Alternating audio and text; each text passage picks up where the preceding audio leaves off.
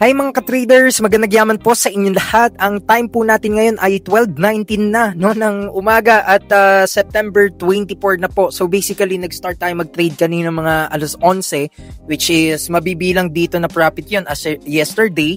So pero kabuuan, dahil nga nag-alas 12 na, ang kinita natin ay nasa $39 at yan po ay mga nasa 2,200 pesos. At actually nag-sell short tayo na mabilisan sa gold.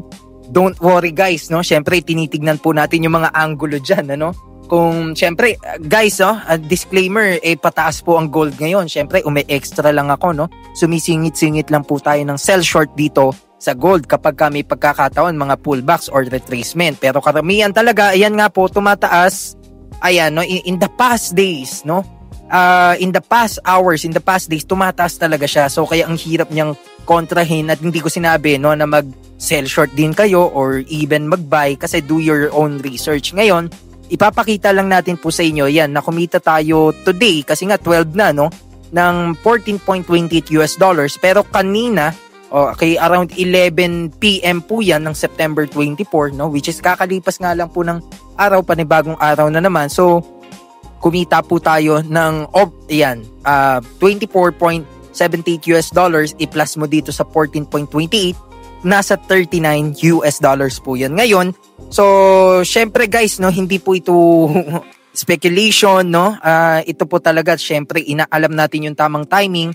Meron din po akong charting, na ginawa natin kanina. Nagplano din tayo when it comes to allocation, at yan nga po, makikita natin dito na tumama naman yung ating mga entry and analysis. Kaya rin sa video na to, by the way, magwi-withdraw po tayo sa Exness, kasi yan ang ginagamit natin na trading broker. By the way, kung gusto niyo rin mag-trade sa Exness, ilalagay dyan po natin yung link down below. So kaya again guys, dahil okay na, actually nga 1,015, okay na po sa akin yan per day.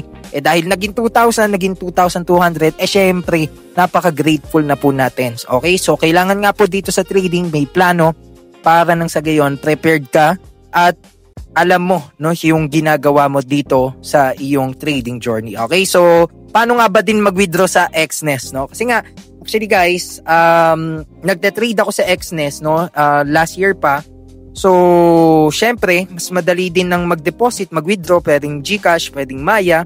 So for example po, Maya, mag-withdraw tayo 5,000, 4,950 yung kinash in natin kanina or deposit. Ngayon, tignan natin magkano yung ROI natin. So, lahat withdraw na natin, So, yung magkano? Yun nga, mga nasa 2,2 guys, 2,2 plus. Kasi almost 5K lang yung dito, 4,950. And ngayon, nasa humigit kumulang 7,2 na siya. So, yun nga, mga nasa 2,200 plus po.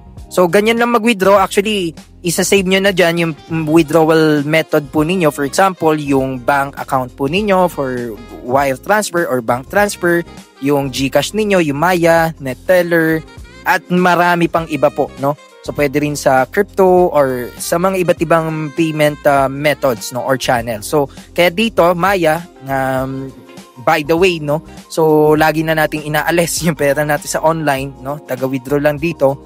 Pero ganyan po, i-continue na lang, and dyan po ipapadala kung saan yung number po ninyo, and then confirm. So makikita po ninyo, ayan, merong confirmation, and yan, confirm na, And then actually, bigla na papasok yan sa aking, lagi ko yung screenshot, para may resibo po tayo. So, tignan natin. Ayan, lagi ako nakaka-withdraw dyan, So, makikita nyo, deposit tayo, naka-withdraw po tayo, paunti-unti, at processing na. Pero actually, makikita nyo po na, ayan, nag-zero balance na yung aking Exness wallet, At hinihintay na lang po natin yan pumasok sa ating Maya, Sa ating PayMaya account.